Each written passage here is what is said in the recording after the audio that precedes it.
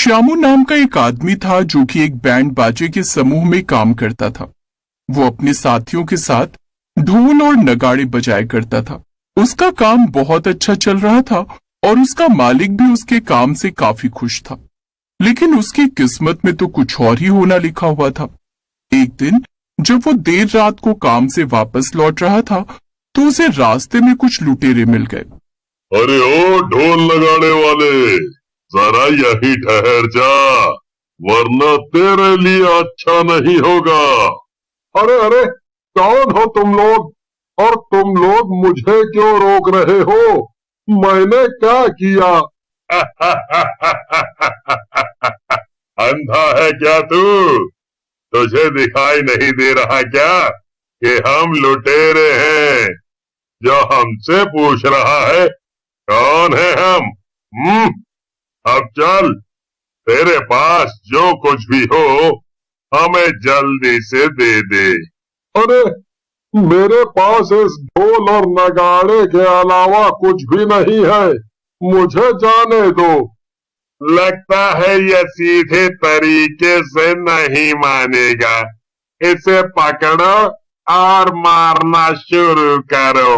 तीनों लुटेरे श्यामू को पकड़ लेते हैं और उसकी पिटाई करने लगते हैं, लेकिन श्यामू के पास से बस कुछ चिल्लर पैसे ही मिलते हैं।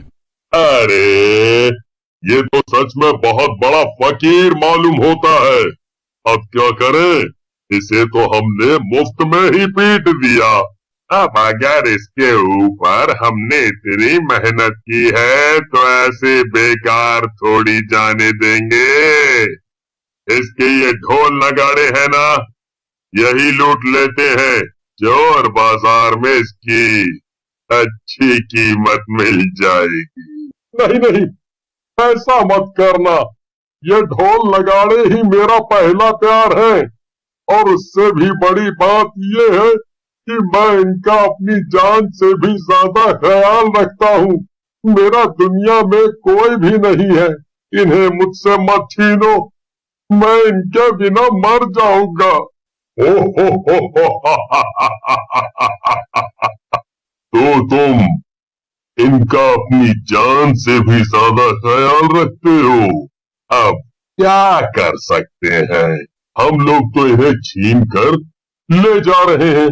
अगर तुम इनके बिना जी ना पाओ तो अपनी जान दे देना, ठीक है? लेकिन श्यामू को गुस्सा आ जाता है और वो लुटेरों से अपना ढोल वापस छीनने की कोशिश करने लगता है। तभी उनके बीच में हाथापाई हो जाती है और एक लुटेरा श्यामू को चाकू मार देता है। चाकू लगने से श्यामू वहीं पर गिर जाता है। तीनों लुटेरे वहां से दुम दबाकर भाग खड़े होते हैं। वहीं दूसरी तरफ श्यामू मर जाता है और एक डरावने भूत में बदल जाता है। ये सब क्या हो गया? मैं तो एक भद्दे से भूत में बदल गया हूँ। अब क्या होगा? नहीं नहीं, कुछ भी हो जाए, मैं अपना ढोल नगाड़े बजाने का काम बंद नहीं कर सकता हूँ। ये मेरा पहला और अब तो आखिरी प्यार है। मुझे जिंदगी ने धोखा दे दिया है, लेकिन मैं अपने ढोल को धोखा कभी नहीं दूंगा। श्यामू के भूत ने ये तय कर लिया कि वो मरने के बाद भी ढोल बजाना नहीं छोड़ेगा। अगले दिन वो रोज की तरह सुबह सुबह अपना ढोल लेकर बाकी बैंड वालों के पास पहुंच गया। एक भूत को आते देखकर सभी लोग डरकर यहाँ से वहां भागने लगे। गुज्जू बैंड का मुखिया था। वो हिम्मत करके भूत के सामने आया और बोला, कौन हो तुम हैं? और यहाँ कहाँ बढ़े चले आ रहे हो? क्या मैं भूत बनने के बाद इतना बदल गया हूँ कि तुम मुझे पहचान नहीं रहे गुज्जू भाई? अरे ध्यान से देखो मुझे, मैंने तुम्हारे साथ 5 साल काम किया है। ऐसे कैसे तुम मुझे नहीं पहचान रहे हो? क्या? श्यामू, क्या ये वाकई में तुम हो? बिल्कुल ठीक पहचाना गुज्जू भाई तुमने। ये मैं ही हूँ, श्यामू, आप सभी का प्यारा ढोल नगाड़े बजाने वाला श्यामू। फिर भूत अपने साथ हुई पूरी कहानी गुज्जू और वहां खड़े सभी। अब क्या बताऊं, दुखी तो मैं भी बहुत ज्यादा हूँ, लेकिन खैर अब करती क्या सकते हैं। ये तो ऊपर वाले की मर्जी थी और उसकी मर्जी के आगे किसकी चलती है। लेकिन कुछ भी हो जाए, मैं अपने काम से पीछे नहीं हटूंगा। मैं अभी भी पूरी ईमानदारी से अपना ढोल नगाड़ा बजाता रहूंगा। भूत की बात सुनकर वहां खड़े सभी लोग दंग रह जाते हैं। क्या ये तुम क्या कह रहे हो शामू? ये भला कैसे हो सकता है, हैं? तो तुम कैसे ढोल बजा सकते हो? अब तो तुम भूत बन गए हो ना। भूत ढोल नहीं बजा सकते क्या? अरे मरने के पहले भी मैं ढोल बजाने में इतना माहिर था, और अभी भी तुम मुझे आजमा कर देख लो। बात कला की नहीं है श्यामू, बात यह है कि अगर एक भूत हमारे बैंड में ढोल बजाएगा तो लोग क्या कहेंगे? अरे ऐसे तो लोग डर जाएंगे। तो तुम मुझे मना कर रहे हो? क्या तुम्हें अपनी जान प्यारी नहीं है? तुम्हारी मुझे मना करने की हिम्मत भी कैसे हुई?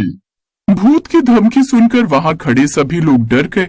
मजबूरी में उन्हें भूत को भी अपने साथ ले जाने के लिए मानना ही पड़ा। गुज्जू ने बैंड के सभी लोगों को समझा दिया था कि उन्हें भूत के आसपास घेरा बनाकर रखना है ताकि उसे कोई देखने न पाए। बैंड के सभी लोग डरे हुए थे, लेकिन उनके पास और कोई रास्ता भी नहीं था। न चाहते हुए भी वो सब भूत को लेकर एक शादी में पहुंचे जहां पर उनके बैंड को बुलाया गया था। शाम का भूत हमेशा की तरह जोर जोर से खूब जोश में आकर ढोल बजाने लगा। कुछ देर तक तो बाराती यहाँ वहां नाचते रहे और फिर वो सब बैंड वालों के बीचों बीच आकर नाचने लगे। आज मेरे यार की शादी है, आज मेरे यार की शादी है। लगता है जैसे सारे संसार की शादी है, आज मेरे यार की शादी है। अरे ढोल वाले, जरा दमदार ढोल बजाओ। बाराती की बात सुनकर भूत को गुस्सा आ जाता है। वो अपने ढोल बजाने की कला के बारे में कुछ भी उल्टा सीधा नहीं सुन सकता था। भूत को देखकर बाराती की आंखें खुली की खुली रह गईं और वो जोर जोर से चिल्लाने लगा। सभी लोगों ने नाचना बंद कर दिया और भूत को शादी में देखकर अफरा तफरी मच गई। फिर क्या था, सारे बारातियों ने मिलकर बैंड वालों पर हमला कर दिया और वो सब वहां से भाग खड़े हुए। मैंने तुमसे मना किया था शामू कि बस चुपचाप ढोल बजाते रहना, लेकिन तुमने मेरी एक नहीं मानी। तुम्हें क्या जरूरत थी उस बाराती से भिड़ने की? अरे ये क्या, सुबह सुबह इतने सारे लोग भला यहाँ क्यों आए हैं? तो तुम ही गुज्जू हो? जी जी, मैं ही गुज्जू हूँ। कहिए क्या काम है आपको? तो वो तुम्हारा ही बैंड है ना, जिसमें एक भूत ढोल बजाता है? जी हाँ, मेरा ही बैंड है, लेकिन आप सब पहले मेरी बात तो सुन लीजिए ना। मैं बहुत मजबूर था। मैं उस भूत को जानबूझ के अपने साथ लेकर नहीं आया था। हम तो इसलिए आए हैं कि तुमसे बुकिंग ले सके। क्या बुकिंग? और क्या? अरे सारे शहर के लोग बड़े हैरान हैं कि तुम्हारे बैंड में एक भूत ढोल बजाता है। सभी लोग चाहते हैं कि तुम ही उनकी शादियों में आकर बैंड बाजा बजाओ। उस आदमी की बात सुनकर गुज्जू हैरान हो जाता है। गुज्जू ये सब सुनकर बहुत खुश हो जाता है। उसकी सारी चिंताएं मानो एक पल में ही दूर हो गई। वो खुशी खुशी लोगों से बुकिंग करने लगता है और साथ में सबसे एडवांस भी लेता है। आज उसे महीने भर का फायदा एक दिन में हो गया था। ये तो कमाल ही हो गया। और वैसे ये तो होना ही था, मैं इतना अच्छा ढोल जो बजाता हूँ। बिल्कुल बिल्कुल श्यामू, और अब तो तुम्हें बहुत ढोल बजाना है। हम पूरे महीने के लिए बुक हो गए हैं। हाँ, क्यों नहीं, मैं तो एकदम तैयार हूँ। मैं तो बिना थके लगातार कई महीनों और सालों तक भी ढोल बजा सकता हूँ। फिर क्या था, श्यामू भूत ढोल बजाने वाला पूरे इलाके में मशहूर हो गया और इससे गुज्जू का भी बहुत